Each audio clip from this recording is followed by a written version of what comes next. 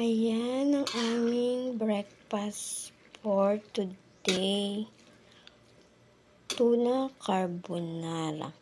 Ginisa ko lang po yung yung tuna sa sibuyas, bawang, paminta, may patis, sa butter.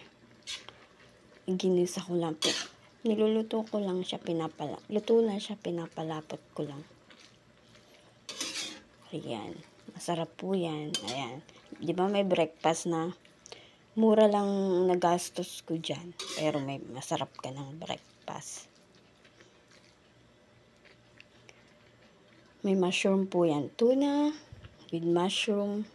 Tapos may nabibili pong nakapak na sauce. Yung ready na. Ayun lang po ang ginamit ko. Ayan. Tuna carbonara with mushroom. Ang aming breakfast. So, sa lahat po na magko-comment, magre-react, maraming salamat po sa manonood. Ayan, pinapalapot ko pa siya kasi gusto ko malapot talaga yung wala talagang